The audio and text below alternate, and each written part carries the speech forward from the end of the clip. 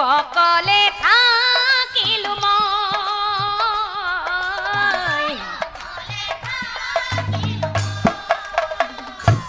আৰু ঠিক সেই সময়তে মহাৰথী কৰ্ণ আহে মোৰ ওচৰত আৰু মুকৰ ৰথত উঠাই লৈ আহে আমাৰ ঘৰ ৰক্ত বৈ আছে দেহত দেখিলো আমি বৈদয়েক মাতি আনি আমি তেওঁ শুশ্ৰূষাও কৰিলো আৰু বাছা এনেকৈ কিন্তু তেওঁ আমাৰ গৃহত বহু দিন পাৰ কৰাইছিলে আৰু যেতিয়াই তেওঁ আমাৰ গৃহত আছিলে তেতিয়াই কিন্তু মই তেওঁ গম নপকৈ লাহে লাহে মই তেওঁৰ প্ৰেমতো পৰিলো হয়ে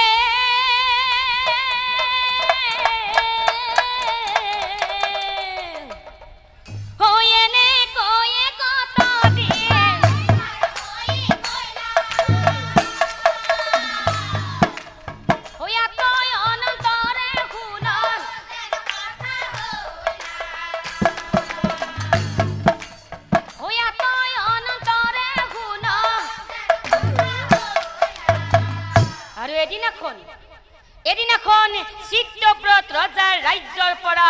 দুটক পঠিয়াই মহাৰথী কৰ্ণ আমাৰ গৃহৰ পৰা মাতি লৈ গইলা আৰু আমাৰ গৃহৰ পৰা মাতি লৈ গৈ সেই চিত্ৰব্ৰত ৰজাৰ কন্যা আশাবৰীৰ হতে চিনাকি কৰি দি সেই মহাৰথী কৰ্ণক ৰজাৰ ৰাজ্যত থাকিবাক দিলা এতিয়া চাওকচোন বাৰু ৰাইজ হে ৰজাই ৰাজ্যত মহাৰথী কৰ্ণ থকাৰ পাছত ৰজাৰ কন্যা আশাবৰী আৰু আনফালে মহাৰথী কৰ্ণ এওঁলোক দুয়োজনৰে গোপনে গোপনে দুয়ো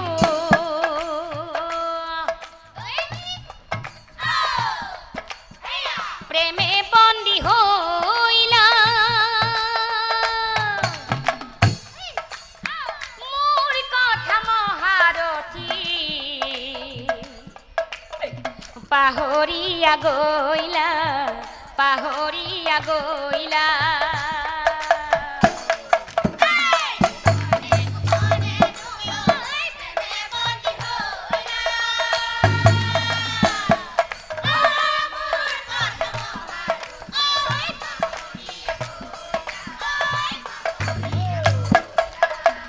আৰু বাছা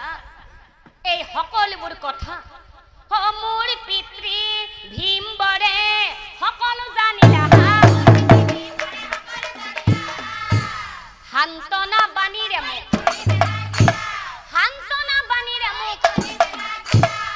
হে আই পদ্মাৱতী কিয় ইমান কান্দা কাটা কৰি আছা আই শুনা আই পদ্মাৱতী ও আই পদ্মাৱতী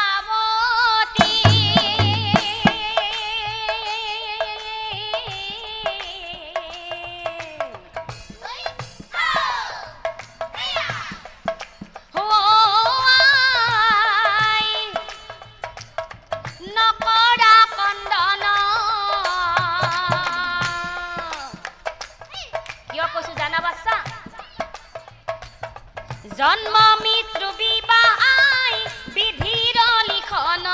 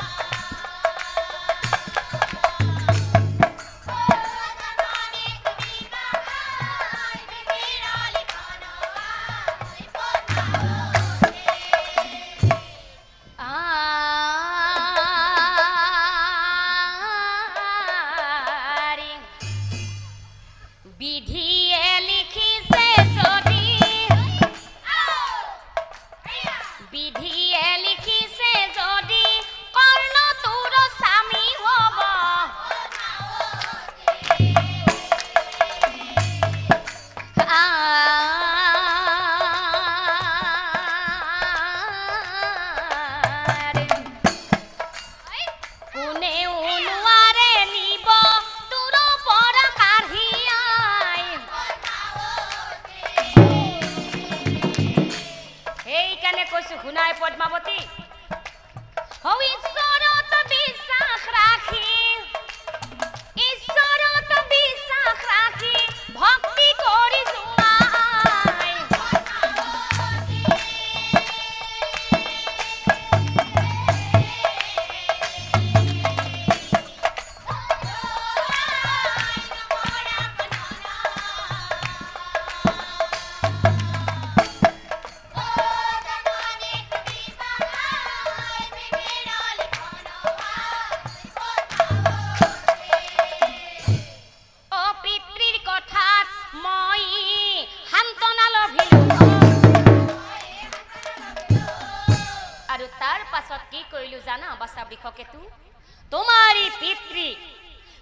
যোৱাই পিতৃ মহাৰথী কৰ্ণক পোৱাৰ আশাৰে সদায় পুৱা আৰু গধূলি এই কৰ্ণক পোৱাৰ আশাৰে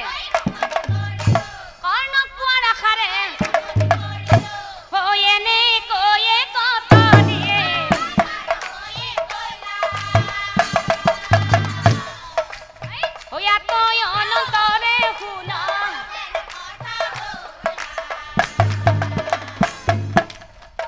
তই অনন্তৰে শুনা আৰু এদিনাখন আকৌ সেই ৰজাৰ কন্যা আশাবৰী আৰু মই আমি দুয়োজনী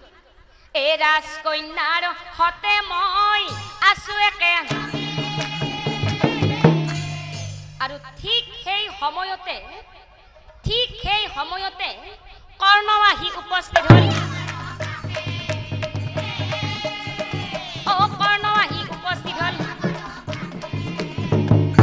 আৰু এতিয়া চাওকচোন ৰাইজ মোৰ ফালে চাই মহাৰথী কৰ্ণই মিচিকি হাঁহিলা কিন্তু ৰজাৰ কন্যা আশাবৰীৰ ফালে চাই মহাৰথী কৰ্ণই কহিবে লাগিলা বিদায় দিয়া মোক আশাবৰী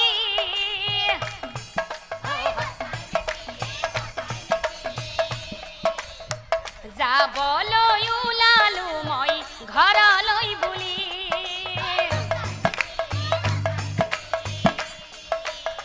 বিদায় দিয়া মোক আশাবৰী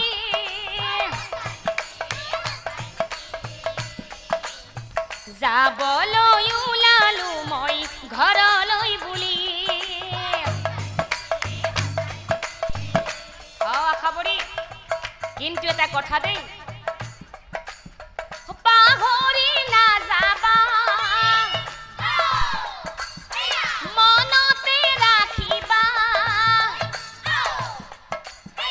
পাহৰি নাযাবা মনতে ৰাখিবা তুমি এই হবা মোৰ জীৱন লগৰী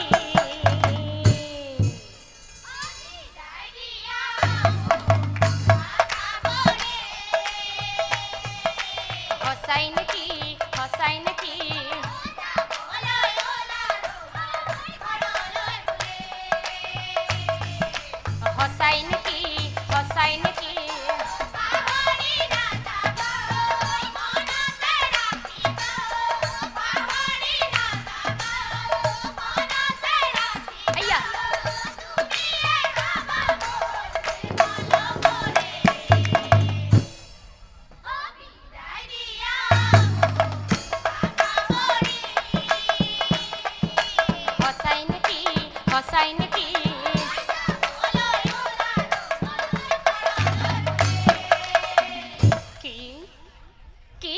মহাৰথী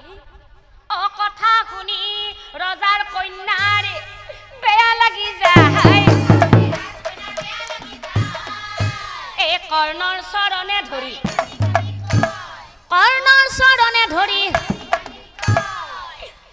নাযাবা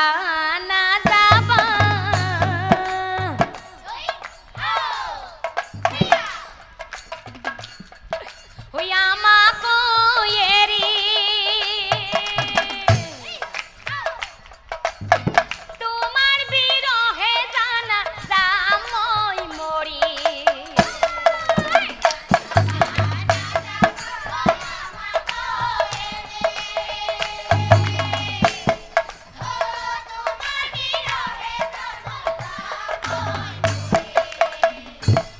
মহাৰথী আৰু শুনকচোন সকলোৱে কোৱা শুনিছো হেনো এই চকুৰ আঁতৰ হলে মনৰ আঁতৰ হয় সেইকাৰণে কৈছো লৈ যোৱা তুমি মোহক লগত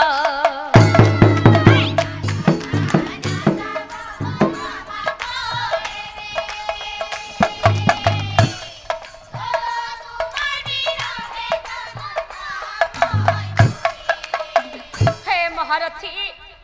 মোৰ পিতৃৰ আগত মাত্ৰ এবাৰ কোৱাগৈ মোৰ পিতৃৰ আগত আমাৰ এই সম্পৰ্কৰ কথা তুমি অবিহনে কিন্তু মোৰ এই জীৱনেই বৃথা কি কলা খবৰী এই কথা শুনি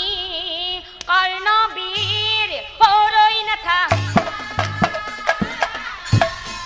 চিত্তব্ৰত ৰজাক যায়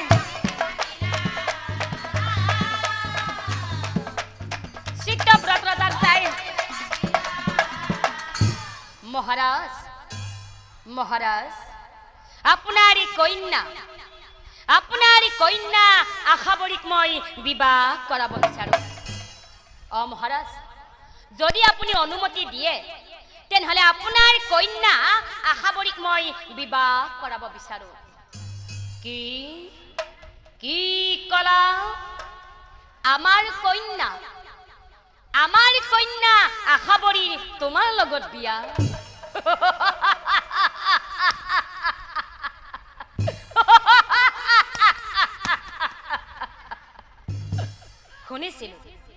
শুনিছিলো পোহনীয়া হালিকাই হেনো চকুত খুটিয়াই আৰু সুতপুত্ৰৰ সৈতে মোৰ কন্যাৰ বিয়া কদাপি নহয়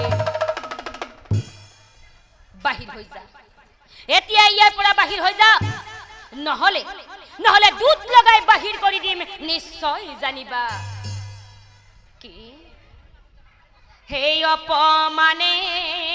জৰ্জৰিত হইলা মহা আশাবৰীৰ ওচৰে যায়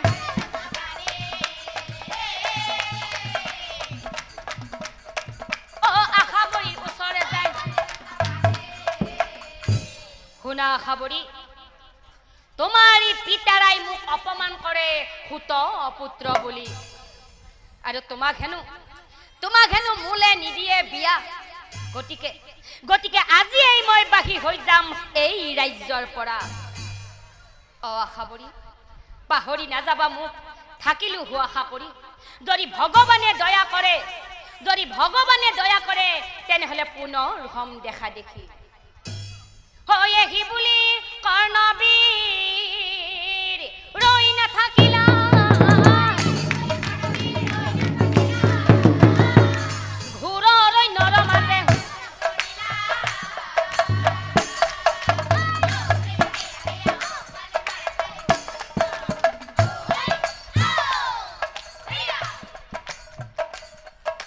ঘূৰৰ নৰমাতে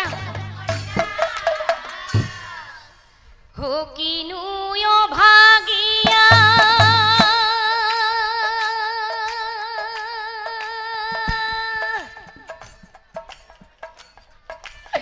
মুহুৰা জীবন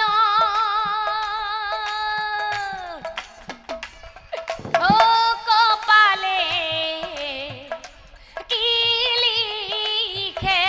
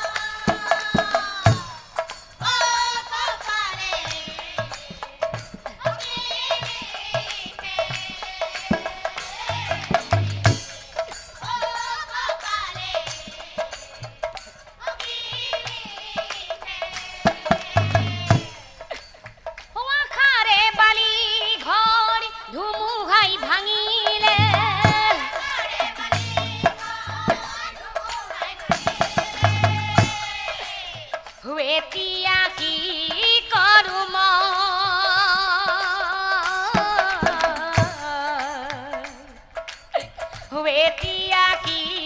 কৰো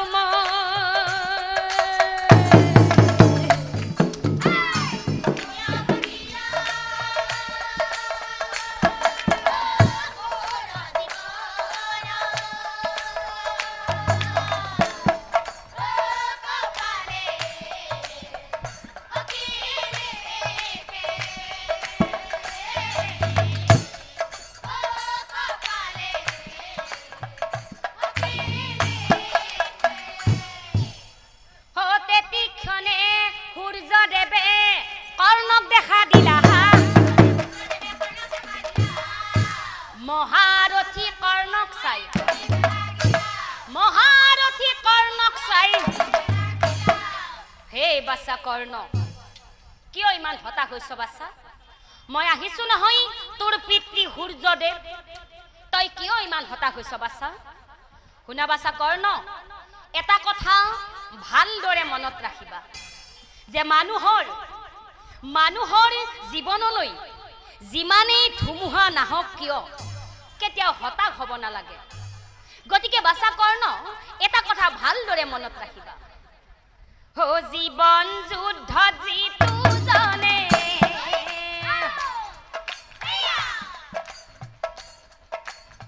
हार ना माने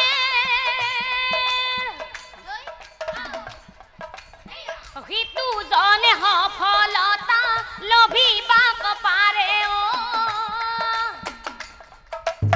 हितू जाने सफलता लोभिबा पारे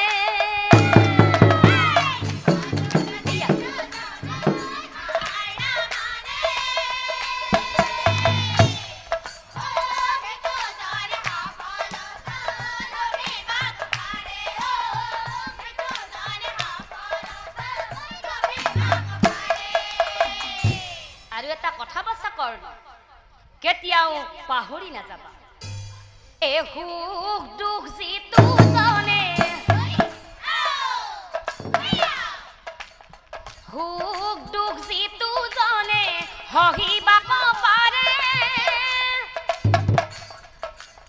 শ্ৰেষ্ঠতা লভিব জানা হিতু কৰ্ম ফলে শ্ৰেষ্ঠতা লভিব জানা হিতু কৰ্ম ফলে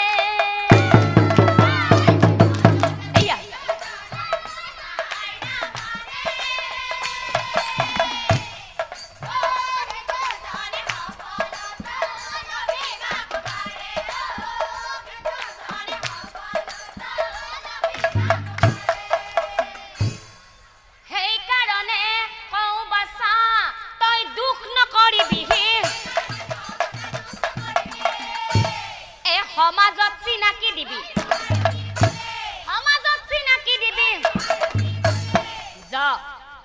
যা বাছা কৰ্ণ চিত্তব্ৰত ৰজাৰ কন্যা আশাবৰী স্বয়ম্বৰ পাতিছে গতিকে অতি শীঘ্ৰে যোৱা বাছা স্বয়ম্বৰ স্থলীতে আৰু শুনা বাছা কৰ্ণ নিজৰ বীৰত্বৰে দিয়াগৈ পৰিচয় নিজৰ বীৰত্বৰে দিয়াগৈ পৰিচয় ক্ষত্ৰিয় বংশত জন্ম তোৰ সুত পুত্ৰ নহয় বাছা কৰ্ণ ক্ষত্ৰিয় বংশত জন্ম তোৰ সুত পুত্ৰ নহয় কি এই কথা শুনি কৰ্ণ বীৰৰ আনন্দমে প্ৰণাম পিতৃ পিতৃক প্ৰণাম কৰি কৰ্ণ